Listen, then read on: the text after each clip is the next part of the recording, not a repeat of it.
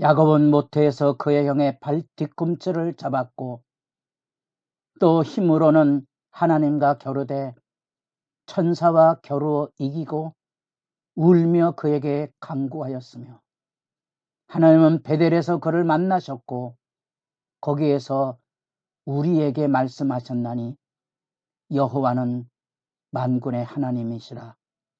여호와는 그를 기억하게 하는 이름이니라.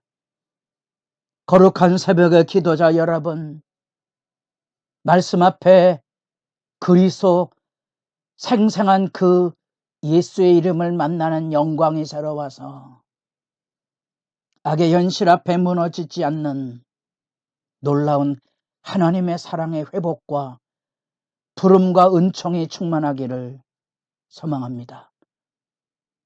오늘 우리가 읽어갈 하나님의 말씀은 호세아 11장 12절에서 12장 14절까지의 말씀으로서 드디어 호세아의 말씀 앞에서 우리는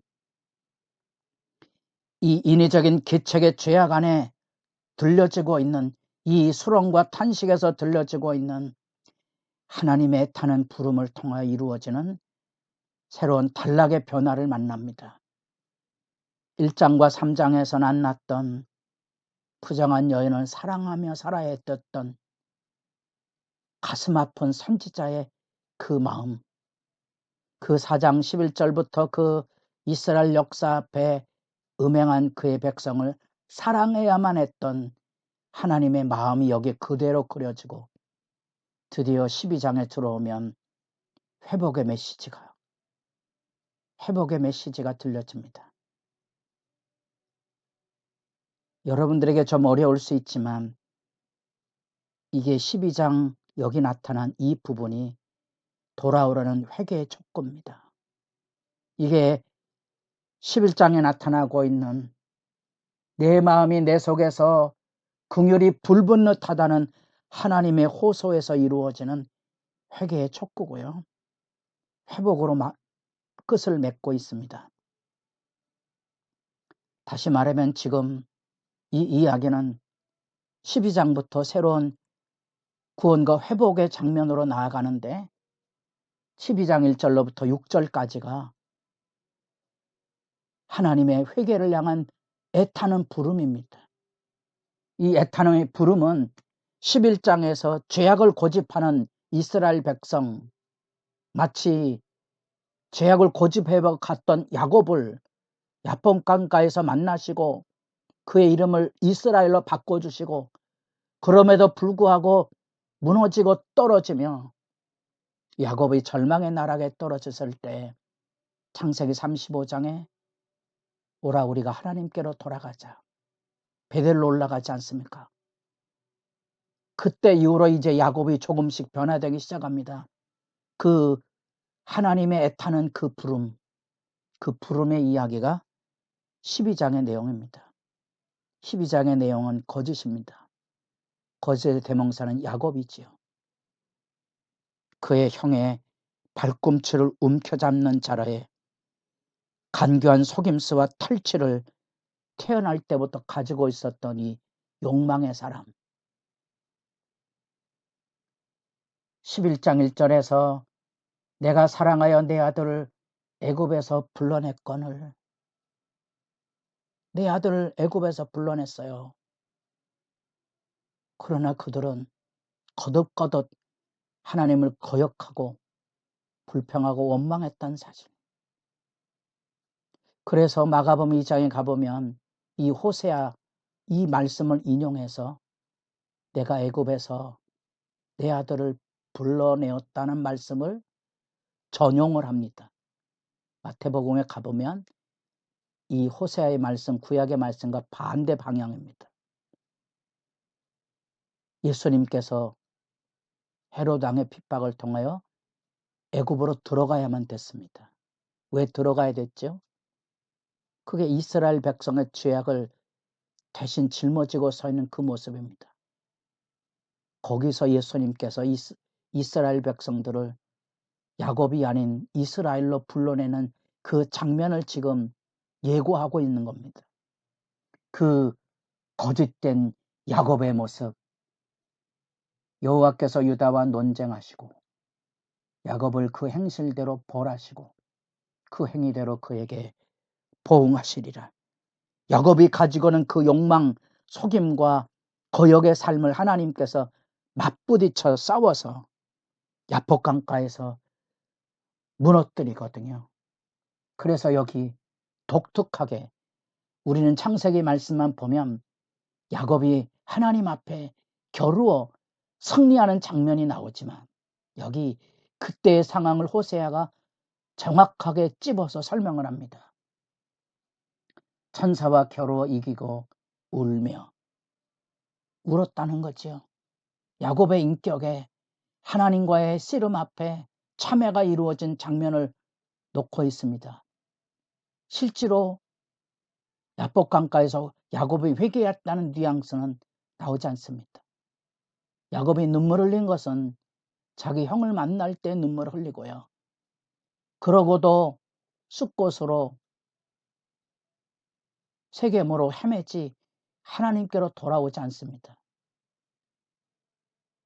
세겜에서 죽음의 환경이 되어서 더 이상 그 아들의 죄악들로 인하여 그곳에 머물 수 없는 공포의 나락에 떨어졌을 때야 하나님께로 돌아가자는 창세기 35장의 변화가 있고요.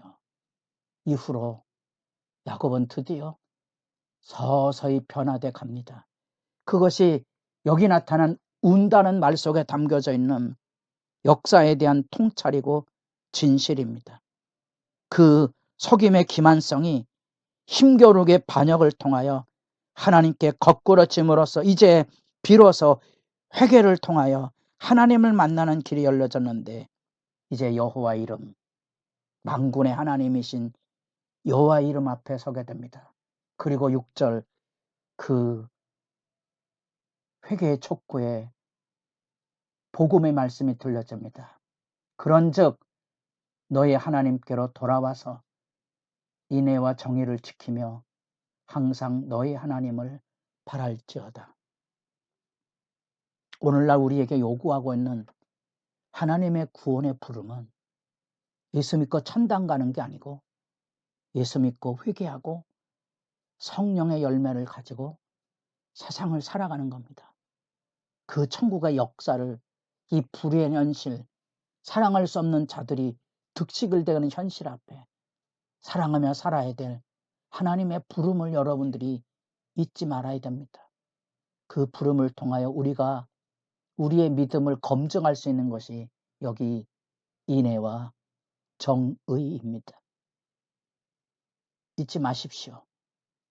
종교적 생활 열심히 한다고 재물을 하나님께 풍성히 드린다고 하나님께서 그것을 받으시는 게 아니고 하나님은 이 죄악이 지배하는 세대 앞에 온갖 음행과 향락과 압제와 수탈하는 곳에 하나님의 백성을 불러내서 인애와 정의를 지키기를 기대하셨고 이스라엘은 그 기대에 부응하지 못하고 언약을 배반하고 끝내 심판의 나락에 떨어졌지만 하나님은 그들을 잊을 수 없었습니다.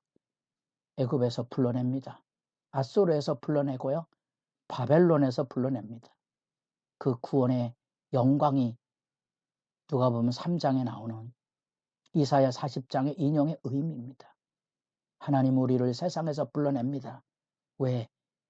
인애와 정의를 지키며 이 세상을 살아가도록.